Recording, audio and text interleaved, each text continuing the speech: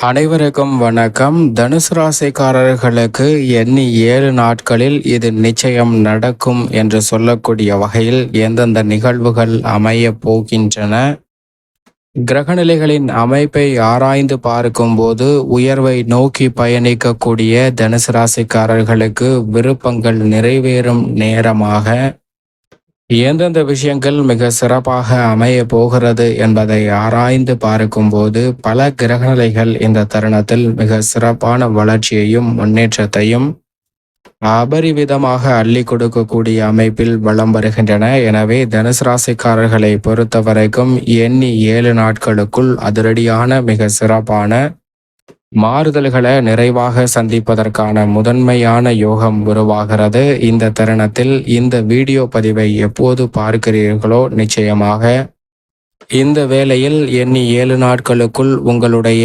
வாழ்வில் மிக அற்புதமாக விருப்பங்கள் நிறைவேறுவதற்கான யோகம் நிச்சயமாக உருவாகும் என்பதை திட்டவட்டமாக கிரகநிலைகள் உறுதிப்படுத்துகின்றன. ஏனென்றால் இந்த தருணத்தில் பெருவாரியான கிரகநிலைகள் சாதகமாக பலம் வருவதுதான் அதற்கு மிக முக்கிய காரணம்.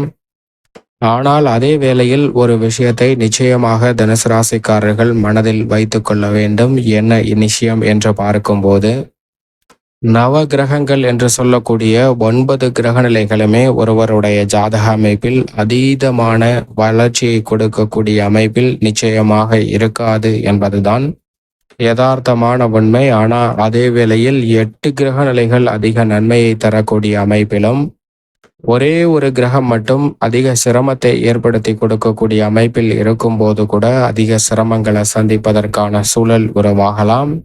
இதற்கு மாறாக 8 கிரக நிலைகள் சாதகமற்ற அமைப்பிலும் ஒரே ஒரு கிரகம் மட்டும் அதீத நன்மையை கொடுக்கக்கூடிய அமைப்பில் சஞ்சரிக்கும் போது கூட நிறைவான நன்மையையும் வளர்ச்சியையும் நிறைவாக சந்திப்பதற்கான யோகம் கிடைக்கும் என்பதில் சந்தேகமே இல்லை. எனவே எந்த தருணமாக இருந்தாலும் ஏதோ ஒரு கிரகநிலை நிச்சயமாக உங்களுக்கு சாதகமற்ற அமைப்பிலும், ஆனால் அதே சமயம் ஏதோ சில கிரகநிலைகள் சாதகமான அமைப்பிலும் பலம் வரும். இந்த தன்மையை உணர்ந்து கொண்டு கிரகநிலைகளின் ஆதிக்கத்தையும் ஆளுமையும் உணர்ந்து கொண்டால் எந்த கிரகநிலை வலுவாக இருக்கிறதோ அதற்கு ஏற்றவாறு உங்களுடைய திட்டங்களையும் யூகங்களையும் வகுத்து பணிகளை மேற்கொள்ளும் போது உச்சபட்ச வளர்ச்சியும் நன்மையும் நிறைவாக கிடைக்கும். அதற்கு ஏற்ற ஒரு சிறந்த சந்தர்ப்பமாக இந்த 7 நாட்கள் அமைவதற்கான யோகம் உண்டு. உங்களுடைய உயர்வான சிந்தனை என்பது உதாரணமாக ஒரு ஏணியின் உச்சியை அடையக்கூடிய இலக்காக இருக்க வேண்டும். அந்த ஏணியின் உச்சியை அடைவதற்கு நாம் எப்படி ஒவ்வொரு படிக்கட்டாக ஏறி அதற்கு பிறகு அந்த உச்சியை அடைகிறோமோ அதுபோன்ற உங்களுடைய இலக்கு மிக நீண்ட பயணம் கொண்டதாகவும் அதை மிக குறுகிய காலகட்டத்தில் ஒவ்வொரு படிக்கட்டுகளாக வெற்றி வாய்ப்பை பெறும் வழியில் திட்டங்களை தீட்டினால் நிச்சயமாக மிக பெரிய அளவிலான வெற்றி வாய்ப்பு உங்களை தேடி வருவதற்கான யோகம் கிடைக்கும் என்பதில் சந்தேகமே இல்லை என்பதை கிரகநிலைகள் தெளிவாகவும் துல்லியமாகவும் எடுத்து காட்டுகிறது. தி டைம் டு ஆப்பர்ச்சுனிட்டி என்று சொல்லக்கூடிய வகையில் மிக சிறந்த நேரமாக இந்த தருணம் பார்க்கப்படுது. எனவே சரியாக தனுசு ராசிக்காரர்கள் பயன்படுத்தி கொள்ளுங்கள். நிச்சயமாக நல்ல மாறுதல் வலுவாக கிடைக்கும். உதாரணமாக ஒரு பையனும் ஒரு பொண்ணும் காதலிக்கிறார்கள். அவர்கள் இருவரும் திருமணம் முடித்து கொள்கிறார்கள். திருமணம் முடித்து கொண்டதற்கு பிறகு அவர்களுடைய வாழ்க்கை சற்று எதிர்பார்த்தபடி இனிமையாக அமையவில்லை. அந்த பெண்ணின் மாமியார் அவரை பிடிக்காமல் வெறுக்கிறாருங்க. இந்த வெறுப்பு பேச்சின் காரணமாக அந்த மாமியாருக்கும் மருமகளுக்கும் சண்டை மூழ்கிறது. தினம் தினம் பிரச்சனைதான்.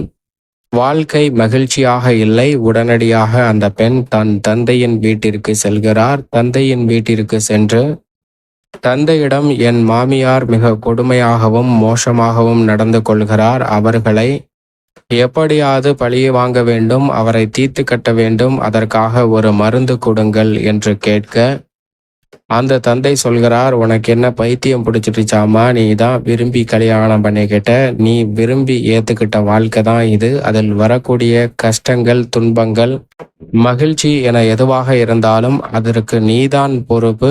அதில் ஏன் என்னையை இழுத்து விடுகிறாய்? நான் மருந்து கொடுத்தால் அந்த அம்மா இறந்து விடுவார்கள். பிறகு இருவரும் சென்று சிறைச்சாலையில் தண்டனை அனுபவிக்க வேண்டிய ஒரு சூழல் வரும் என்று சொல்ல, அந்த பெண் அதெல்லாம் முடியாது, அந்த மாமியாரோட இருக்கவே முடியாது, நீங்க மருந்து தர்றீங்களா இல்லையா அப்படின்னு தன் தந்தையிடம் கேட்கிறார்.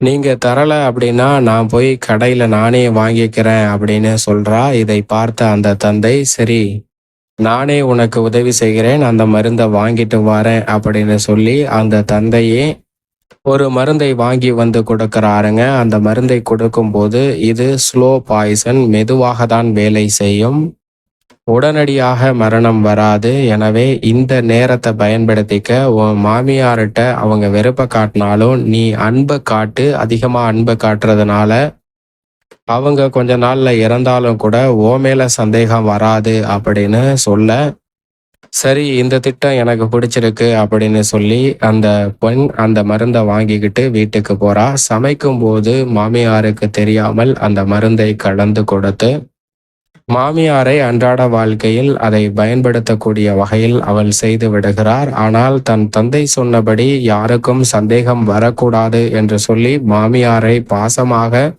கவனித்து கொள்ள சொன்னாரே என்பதனால் அவரை மேலும் அதிகமாக பாசம் செலுத்துகிறார். எதற்கு எடுத்தாலும் அக்கறை காட்டுவது போல் நடிக்க ஆரம்பிக்கிறார். இவர் நடிப்பது தெரியாமல் அந்த மாமியார் தன் மருமகள் இவ்வளவு பாசமாக இருக்கிறாளே, இவளை நாம் திட்டிவிட்டோமே என்று மன வருத்தம் கொள்கிறார். அதற்கு பிறகு மருமகளுடன் அந்த மாமியாரும் தன்னுடைய மகிழ்ச்சியை பகிர்ந்து கொள்கிறார். அப்போது மாமியாருடைய வாழ்க்கையும் சொர்க்கமாக மாறுகிறது. இருவரும் மகிழ்ச்சியாக ஒரு கட்டத்தில் வாழ ஆரம்பித்து விட்டனர். தற்போது மருமகளுக்கு மீண்டும் தன் தந்தையிடம் வேக வேகமாக வந்து, உடனடியாக நீங்கள் கொடுத்த மருந்துக்கு மாத்து மருந்து வாங்கி கொடுங்க, ஏன்னா அப்ப எனக்கு அந்த மாமியாரை சுத்தமா பிடிக்கல, ஆனா இப்ப அவங்க இல்லாம நான் இருப்பேனா அப்படிங்கிறது கொஞ்சம் டவுட்டா தான் இருக்கு, அதனால அவங்க எனக்கு வேணும், அந்த மருந்துக்கு மாத்து மருந்து வாங்கிட்டு வந்து கொடுங்க அப்படின்னு தந்தையிடம் கேட்க, தந்தை அதற்கு, நான் உன்னிடம் கொடுத்தது வெறும் சர்க்கரை தண்ணி மட்டும்தான், அது ஒன்றும் மருந்தெல்லாம் இல்லை, உனக்கு கொடுத்த மருந்து என்னவென்றால் அவர்களிடம் அன்பை காட்டு என்று சொன்னேன், அதை நீ சரியாக வெளிப்படுத்தினாய், அந்த அன்பிற்கு பதிலன்பாக உன்னுடைய மாமியாரிடமிருந்தும் அந்த அன்பு வெளிப்பட்டது, அதனால்தான் உன்னுடைய வாழ்க்கையில் இவ்வளவு பெரிய மாற்றம் வந்திருக்கிறது, இனி சரியாக அதை தக்க வைத்துக்கொள் என்று சொல்லுகிறார். இதை போன்றுதான் நம்மளுடைய வாழ்க்கையிலும் தனுசு ராசிக்காரர்களுக்கு பல்வேறு வகையான சிக்கல்கள் வரும்போது அதை உடனடியாக தீர்த்துவிட வேண்டும் என்று முயற்சி செய்கிறோம். ஆனால் அதனால் பெரிய அளவிலான சிரமங்களை தான் நாம் வாழ்வில் சந்திக்கிறோம் என்பதுதான் யதார்த்தமான உண்மை. எனவே சிறிது காலம் கடந்ததற்கு பிறகு அந்த பிரச்சனையை அணுகும் போது மிக பெரிய அளவில் அதிரடியான மாற்றத்தை ஏற்படுத்தி கொடுக்கக்கூடிய சந்தர்ப்பங்களை உருவாக்கி கொடுக்கும் என்பதுதான் யதார்த்தமான உண்மை. ஆனால் இந்த வேளையில் எண்ணி 7 நாட்களுக்குள் அபரிவிதமான மாற்றமும் அதிரடியான வளர்ச்சியும் நிறைவாக சந்திக்கக்கூடிய வகையில் பல கிரகநிலைகள் வலம் வருகின்றன. எனவே தனுசு ராசிக்காரர்கள் இந்த சந்தர்ப்பத்தை சரியாக பயன்படுத்தி கொள்ளுங்கள். அப்படி சரியாக பயன்படுத்தி கொள்ளும் போது பல சிக்கல்கள் உங்களுடைய வாழ்க்கையை விட்டு விலகுவதற்கான யோகம் நிச்சயமாக உருவாகும் என்பதில் சந்தேகமே இல்லை. அதிலும் குறிப்பாக ராசியின் அதிபதியான குரு பகவான் ரூணரோக சத்ருஸ்தானம் ஆகிய 6 சஞ்சரித்தாலும் கூட அவரது சஞ்சார தூரத்தில் பாதிக்கு மேல் கடக்க போகிறார். எனவே இனி வரக்கூடிய தருணங்கள்ல ராசியின் அதிபதியான குருவின் அமைப்பால் பல அதிரடியான நன்மைகளை நிறைவாக சந்திப்பதற்கான யோகம் முழுமையாக கிடைக்கிறது. அதிலும் குறிப்பாக எண்ணி 7 நாட்களுக்குள் நீங்கள் விரும்பிய பல்வேறு வகையான சுப நிகழ்வுகள், பல யதார்த்தமான நல்ல வாய்ப்புகள் உங்களுடைய வாழ்க்கையை வளப்படுத்தக்கூடிய வகையில் அமைவதற்கான சூழலை நிச்சயமாக உருவாக்கி கொடுக்கும். எனவே அந்த சந்தர்ப்பத்தை சரியாக பயன்படுத்துவது உங்களது கையில்தான் இருக்கிறது என்பதை தெளிவாக உறுதிப்படுத்துகிறார்.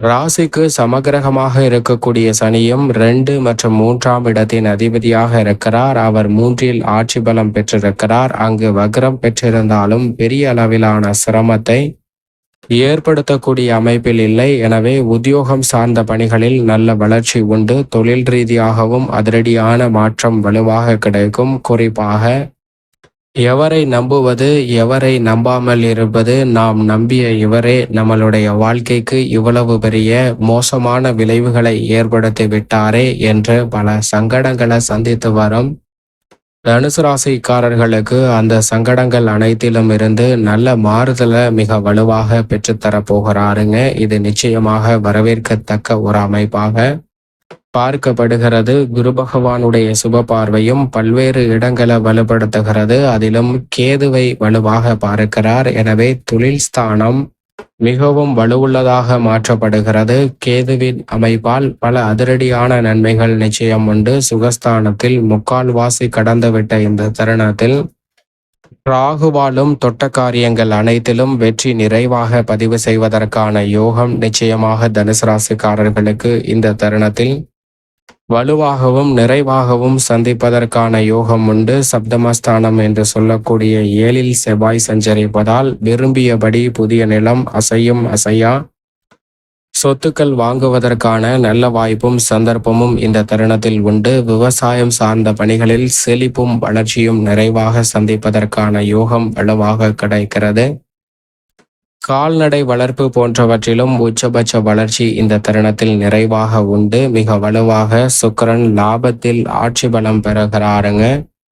சுக்கிரன் லாபத்தில் ஆட்சி பலம் பெறுவதால் புதிய வாய்ப்புகள், உங்களுடைய வருமானத்தை உயர்த்தி கொள்ளக்கூடிய வகையில் கலைத்துறை, தொழில்துறை, உத்தியோகம் சார்ந்த பணிகளிலும் நிறைவாக சந்திப்பதற்கான முதன்மையான யோகம் இந்த தருணத்தில் வலுவாக கிடைக்கிறது. அரசியலில் அதிரடியான மாற்றங்களை வியக்கத்தக்க வகையில் சந்திப்பதற்கான யோகம் வலுவாகவும் நிறைவாகவும் இந்த தருணத்தில் உண்டு என்பதை திட்டவட்டமாக உறுதிப்படுத்துகிறாருங்க. வித்யாகாரகரான புதனும் உச்சமும் ஆட்சி பலமும் பெறுகிறார். கர்மஸ்தானம் என்று சொல்லக்கூடிய 10ல் உச்சமும் ஆட்சி பலமும் பெறுவதால் பல்வேறு வகையான சங்கடங்கள் நிறைந்திருந்தாலும் அவை அனைத்தையும் தங்களுக்கு சாதகமாக மாற்றிக்கொள்வதற்கான நல்ல வாய்ப்பை நிறைவாக பெறக்கூடிய இனிமையான தருணமாக பார்க்கப்படுகிறது. ஆளுமையும் அதிகாரமும் கொண்ட சூரியன் ஆட்சி பலம் பெற்றிருக்கிறார். எனவே இந்த வேளையில் ஆளுமையும் அதிகாரமும் கொண்ட உயர் பதவிகள் உங்களை தேடி வருவதற்கான யோகம் வலுவாக கிடைக்கிறது. ராசிக்கு சகாயமானவரான சூரியன் ஆட்சி பலம் பெற்றும் சந்திரனும் மிக சாதகமாக வலம் வருவதால் எதிர்பார்க்கக்கூடிய காரியங்கள் அனைத்திலும் மிக பெரிய அளவில் உங்களுடைய விருப்பங்கள் அனைத்தும் நிறைவேறுவதற்கான மிக அற்புதமான இனிமையான தருணமாக அமைவதற்கான யோகம் நிச்சயமாக தனுசு ராசிக்காரர்களுக்கு உண்டு. இப்படி நவகிரக நிலைகளின் அமைப்பும் இருக்க, மேலும் இந்த தருணத்தை சாதகமாக மாற்றிக்கொள்ள நிச்சயமாக தனுசு ராசிக்காரர்கள் தினமும் மாலை வேளையில் இல்லத்தில் பூஜை அறையில் தீபம் ஏற்றி இறை வழிபாட்டை மேற்கொள்ளுங்கள். மிக பெரிய அளவில் உங்களுடைய வாழ்வில் இருக்கக்கூடிய சிரமங்கள் அகன்று மகிழ்ச்சியும் முன்னேற்றமும் சிறப்பாக கைகூடும்.